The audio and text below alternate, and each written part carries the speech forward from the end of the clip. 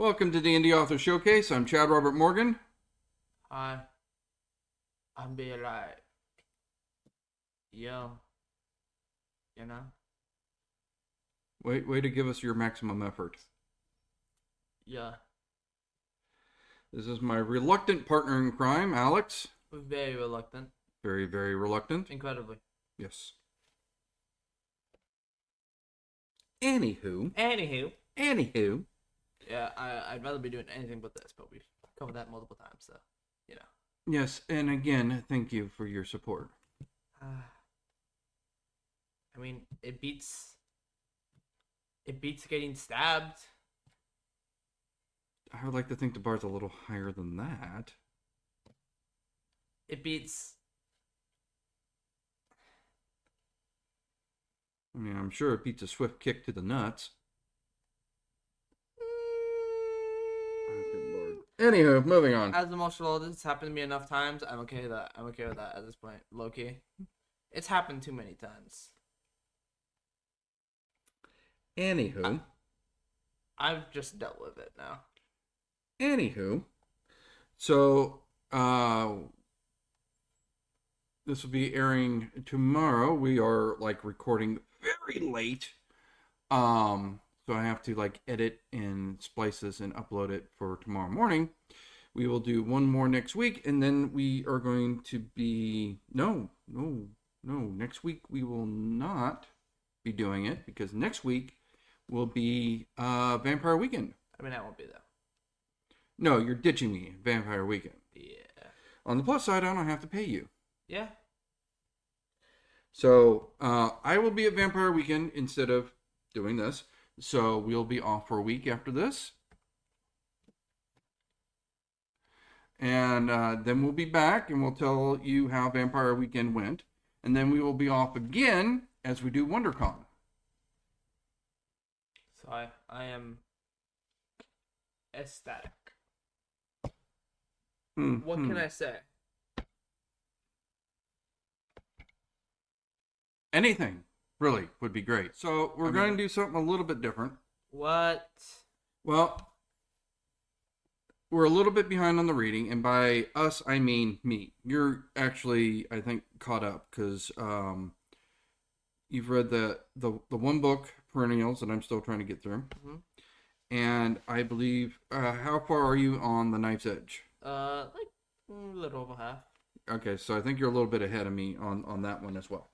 So, one of the reasons I'm behind is I'm trying very, very hard to finish up my next book. I got about maybe 5 more chapters left to edit. Mm-hmm. We do have what I think is the final cover from Chris. So we can start making up cover designs and doing cover reveals. So I've just been very, very busy. I've actually kind of even taken a few days off because yesterday I had to go into the office for my day job and that took the whole day. I didn't record then, I didn't record the day, and I've been just kind of relaxing a little bit before I get back into it in earnest this weekend and hopefully try to get this book finished. Mm-hmm. So I am the one that's more behind than anything else, right?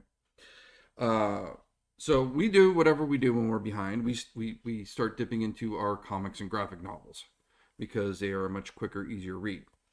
So what we have here are 2 comics and a very small,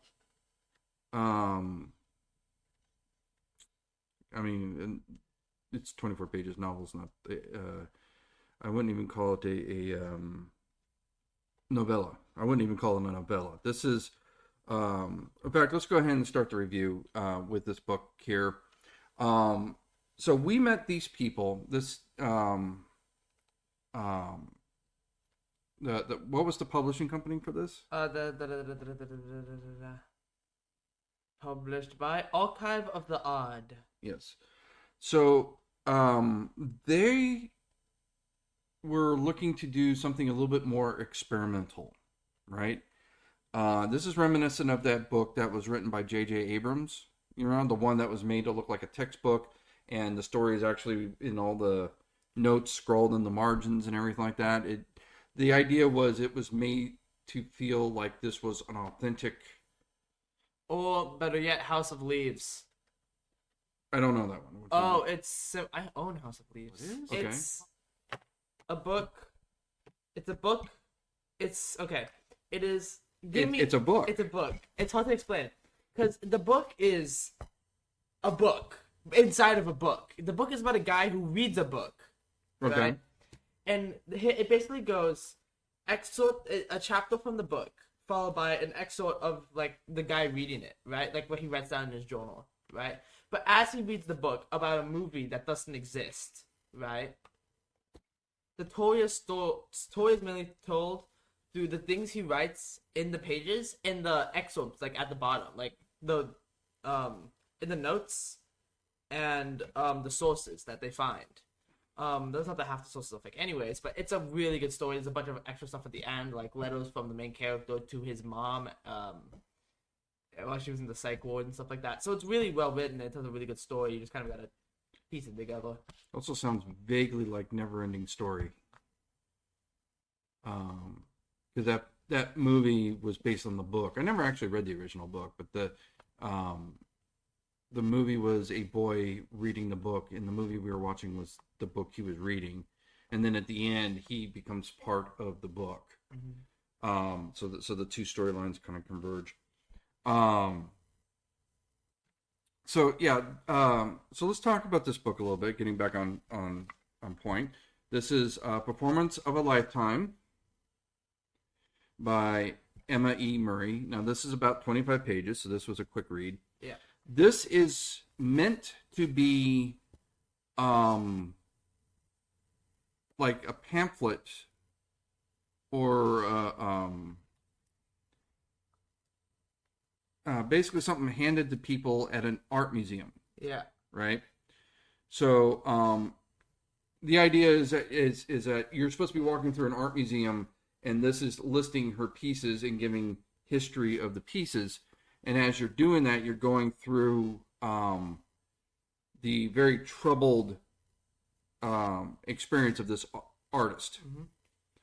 Mm-hmm. It does deal with themes such as self-harm, people's perception of us in the media. Like it does say something about us as viewers, Mm-hmm. right?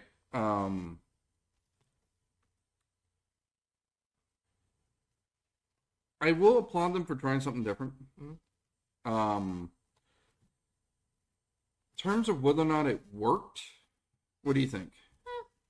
The reason why I think it worked is it kind of reminded me of a thing that actually did happen. With this one woman went out into like the street of a busy city. I don't remember what it was. I don't know if it was like Japan, New York. No idea. She went out, took a bunch of tools, said you can do whatever you want. And there was like scissors. There's a knife, if I remember correctly. She said you can do whatever you want, and by the end, she was. Which kind of happens in this book at one point. Yeah. Right.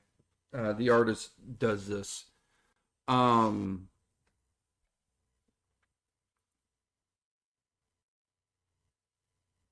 did find it interesting. It is, again, I always applaud people for doing something different, Mm-hmm. for doing something like very experimental, taking a chance.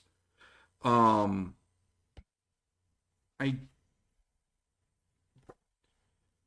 not 100% sure if it worked as intended, because again, the idea is supposed to be that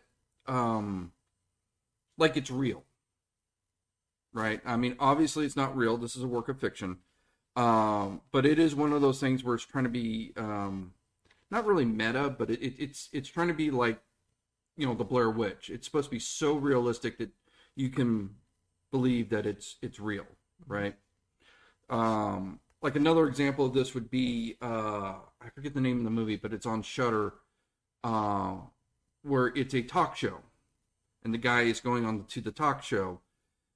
He's like a late night um, talk show host. He's sort of like Colbert, but small scale, more closer to Jerry Springer than Colbert actually. And his guest claims to be possessed, only turns out the guest really is possessed, and the thing goes downhill from there. We've seen a few movies like that where people are recording a podcast or a live stream only for it to go very, very wrong. This is supposed to be that experience in book form, right? We're supposed to believe, well, not believe. Again, we know it's fiction, but with our suspension of disbelief, we're supposed to accept that this is an authentic something that was handed to us at this museum, and we're living the story. We're not just being told the story, right? So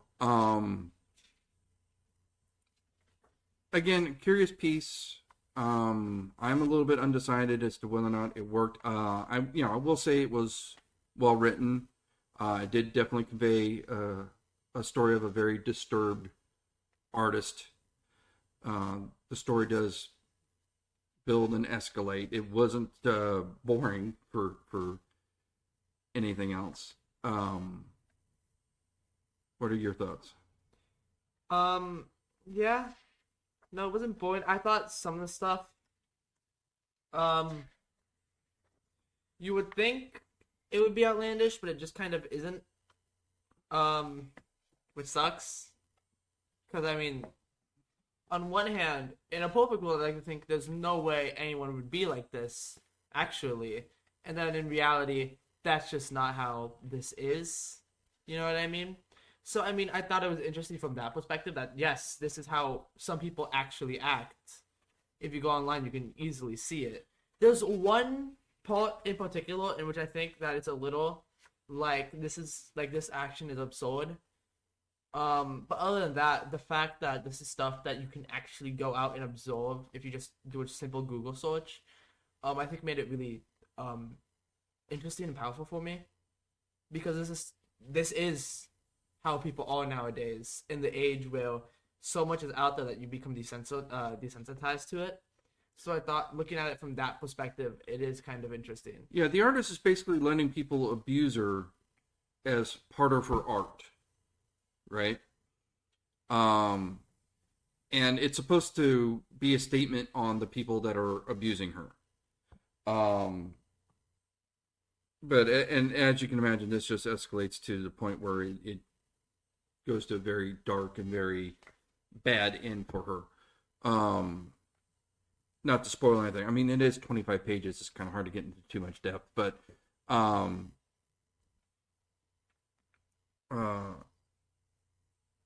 yeah, I've known people, not to this extreme in this book, but people that just seem to want to go to that dark place, right? And yeah, I agree with you that it is not as far fetched as one might want to think. Yeah. Which is kind of a bummer. I might pick it up, honestly. Just read something like this, become informed. You know what I mean? Because this book is, especially nowadays, is generally incredibly relevant. You know what I mean? When you have stuff, oh, I'm gonna get to nerd territory here. When you have stuff that is considered average, like people send, there's a team of writers for a certain show. I'm not mentioning it because I'm not that much of a nerd. And when they didn't include a certain character pairing, they sent food covered in razor blades to the writers' doors. And that was just normal. Everyone was just like, okay, that's fine. It's just stuff like that that shows that people really are this cruel and desensitized, I think, nowadays. That this is just things that people will do. You know what I mean? They can.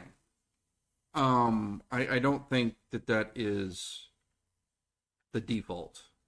No, but I think I do think we're with the age of the internet, you can see whatever gruesome things you want online. People are starting to see it from a young age, so become desensitized to it. It's just kind of, you know. it's just kind of how things are going to be with the internet and all, especially in an age like now where more and more parents are just handing their children iPads and iPhones and being like, oh yeah, do your stuff a day. There's a reason why not only are kids becoming more sensitized, they're also lacking foundational motor skills that they require. It's, you know, whatevs. Is that why your signature is so bad? No, I'm talking about those kids out there who can't like button shorts, tie shoes. Your signature is actually, and I was a little surprised about this. They never taught you cursive writing. No, they did. So They taught me cursive. I just forgot it. anyway, No, it's like whatevs. I just kind of forgot it. I'm working on. I need to practice my new signature. yeah, you gotta get the swirly that's completely illegible. That's a proper signature. When you're looking at going like, yeah, why? You know, it's like that's a signature. Yeah. Yeah, yours is way too legible. That can't go. That's got to change. No, like this is. That's. Okay. Anyway, so moving on. So we and again, we're just going to rapid fire these because we have, you know, these are very short entries, right? Mhm. So it's not like any one of these has got a lot to talk about. So we're doing a lot of little ones in this episode. So the next one we got is from Dead Sky, and this is issue number 1 of their comic Permadeath. Now in this episode or this issue, we have 2 short stories. Very very creep showish type of thing, kind of throwback to those older comics. Very Tales from the Crypt, Twilight Zone-ish kind of vibe to them. Mhm. So, what did you think of the first story? The first story was interesting. One thing I do one thing that was kind of weird about it though was how it's like there's this one character who, when hearing about the bad stuff that the old guy leaving his body is going to do. Well, they're all old guys. But... Well, yeah, but one of them is like, I've dishonored my ancestors. When, just stop him. He's drinking a tea here. He told you he was going to do it. Just don't, do it. You know what I mean? Just. So the short story is basically there's a bunch of guys in an old folks home, and they are experimenting with astral projection. And one of the guys that was going, I guess it was a second trip or something like that, he's going, oh, I'm going to have fun in ghost form. And the guy you're referring to, which is the Native American guy, was basically saying, don't do that. Don't be an ass. And he astral projects, and he's an ass. And there were some very negative consequences. Yeah. That's the first story in a nutshell, without trying to be too spoilery. The second one was about a guy that was on a marathon video game. Mm-hmm. He was like Twitch streaming or something. What did you think of the second one? I thought the first one was a stronger story. The first one was a stronger story. The second one was like I didn't think it was too great, but I thought it was okay, I'd say. So there was that weird thing where I guess he short out the machine and he became part of the game or tied to the game. So when his character got stabbed, he died, and then there was sort of this like kind of almost random thing at the end. Yeah, where his cat eats his dead body. Well, I was trying to avoid the spoiler parts, but yeah. Yeah. Yeah, I mean, it was okay. It was definitely the weaker of the two stories. Yeah. Wasn't a bad story. The art, I thought, actually, in the second one was a little bit stronger. I disagree. I thought the art in the first one was good. I thought no, I mean I'm not dissing the art in the first one. I think the art throughout is good. I just thought that um, the art in the second one was a little cleaner. Um, the first one had more kind of like it looked almost I don't want to say pastels, but like soft pencil type thing. Whereas the second one looked more solid colors, more like it was done on Photoshop kind of thing. Yeah, I like the colors in the first one a bit more. Just because the colors are generally a bit better.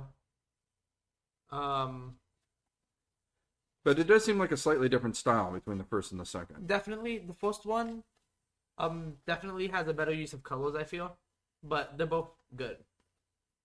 That's what I believe. Yeah, no, they're both good. Give it a read. It's not like it's gonna cost you much money or that much time. So the same time we met the guys over at Permadeath, we met the guys over here at Dead Sky.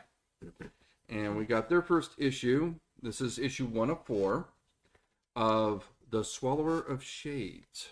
I like this one a lot. I think this one's pretty fire.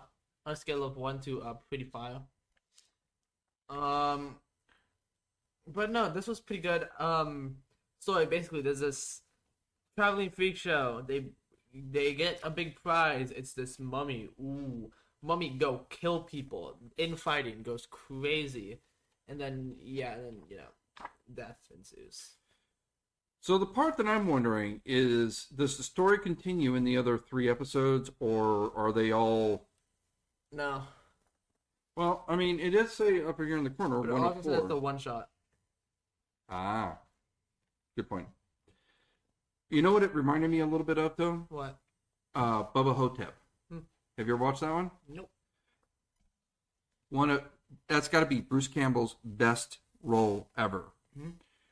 If you ever watch, you really need to watch Bubba Hotep because it's friggin' hilarious and it's fantastic.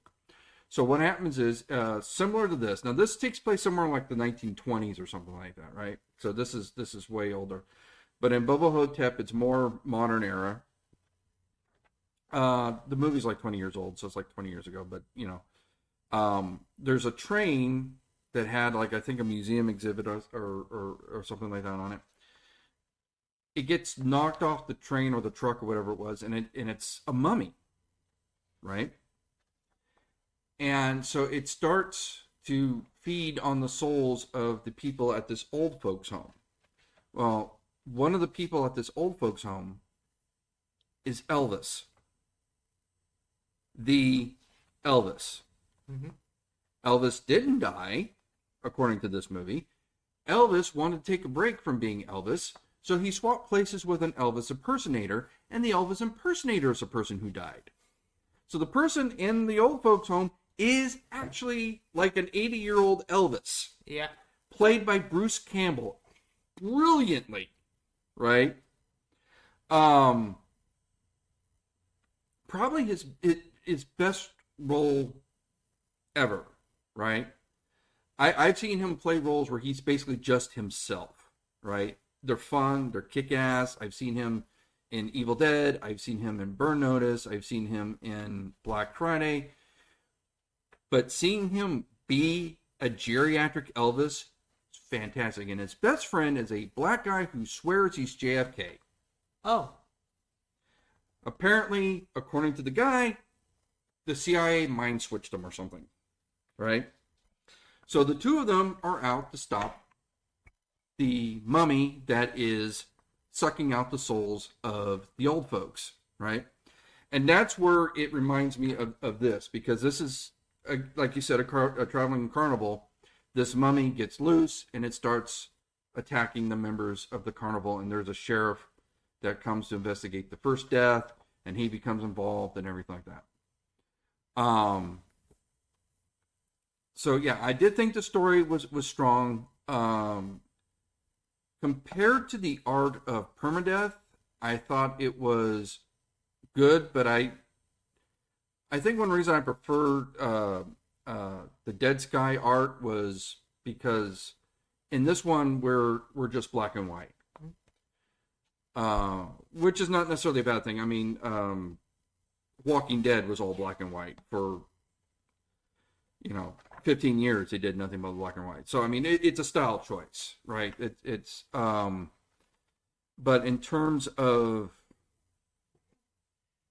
visuals, I preferred the colors. I disagree. I actually think the black and white work perfectly for the theme. And the art here is actually fantastic, especially this one part stood out, the part where he's fighting in the rain. That part was phenomenal, even with the black and white. So I think this one has my favorite art out of the other ones.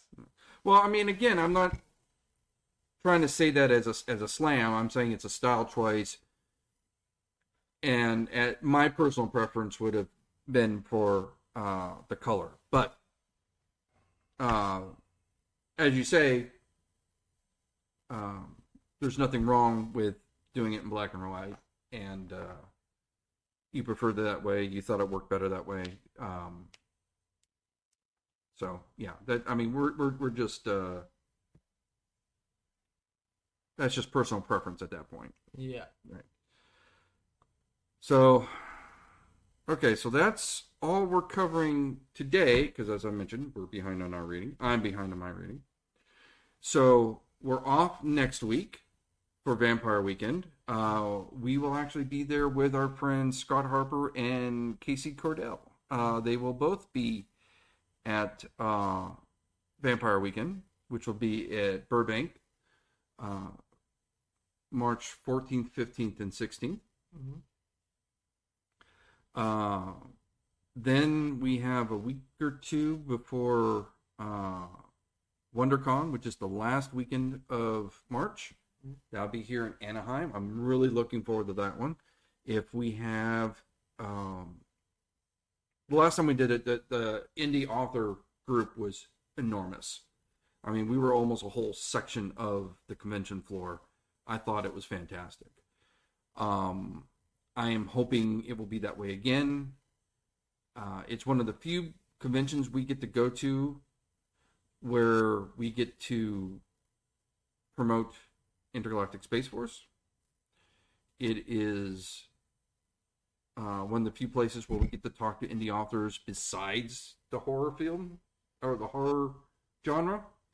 So we get to bring to you guys a more varied set of books to review. So I'm excited about that.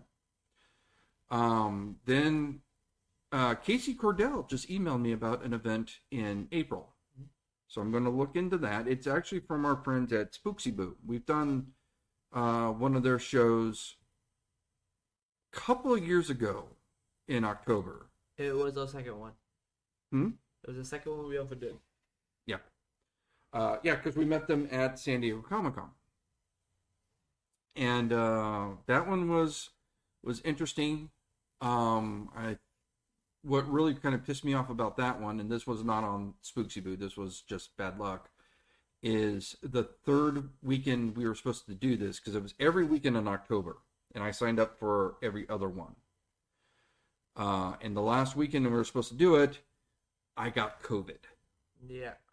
And so I spent my birthday with your mother in the bedroom.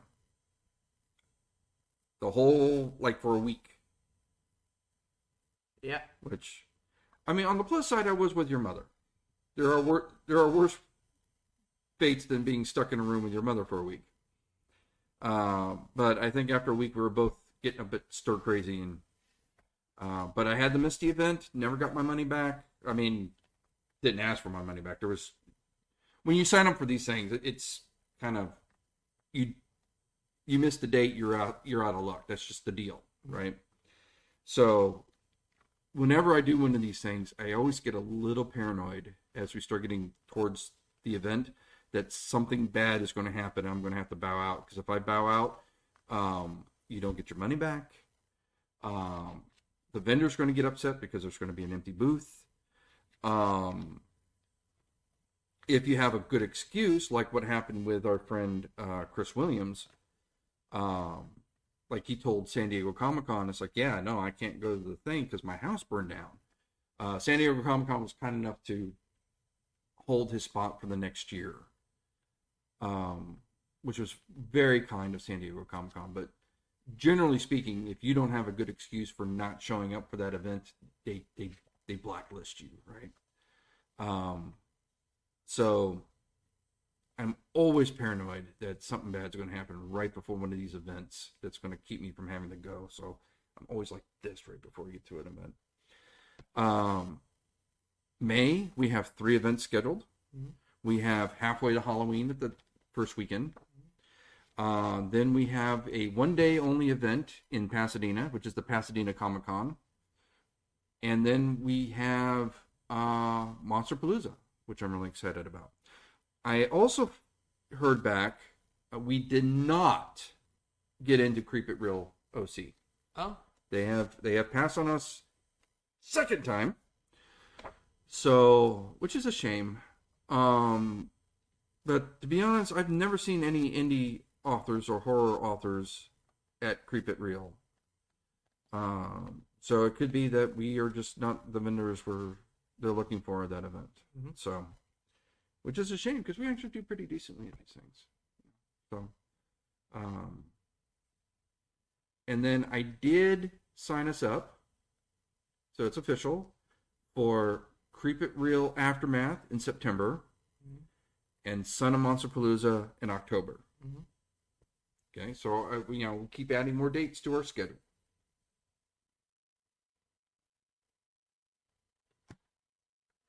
Hey, every weekend we sell stuff is a weekend you have a chance to earn some commission. Joy. Hey, if you don't want to earn money. I don't get an option if I go to most of these, so it's like... Yeah, usually he sits on his ass, looks at his phone, and I pay him for that anyway. I don't know how that works. Yeah, no. I gotta start tracking your sales. Actually pay you by sales you make. Usually I just kind of like chillax. I don't get an option to be there. It's just kind of like you have to be with me. And I'm just like...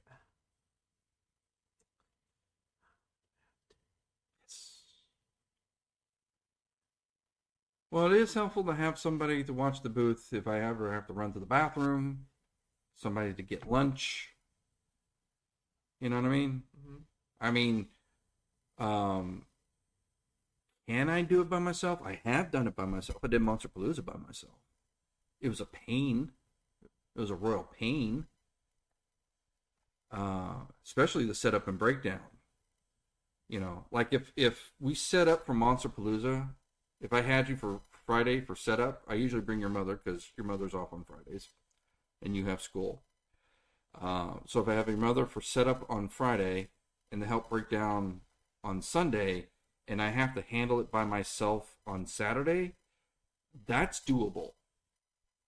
But it kind of sucks because, first of all, heaven forbid if you have to take a pee break, right? You're there for like 8 hours straight. But by the end of the thing, you're hungry and everything like that. Even worse if you got to set up or break down by yourself, because that's a lot of work, right? But most importantly is the one time I had to do Monsterpalooza without you, Mm-hmm. I really missed you. Oh. Odd. I mean, odd. You're odd for that one. I missed you. Anyways, chat. If you... I am trying to say that I missed spending time with my son. Based. Anyways, chat. That is your reaction. I'm trying to say that I appreciate spending time with my son, that I love my son, and your reaction is base? This is the at the end. Based. That's pretty neat. Sorry, base. Duh. There you go. You did it. Good job.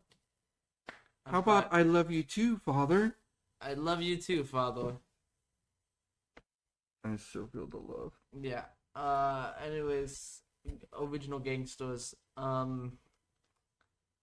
If You're gonna miss me when I'm gone. I swear to God.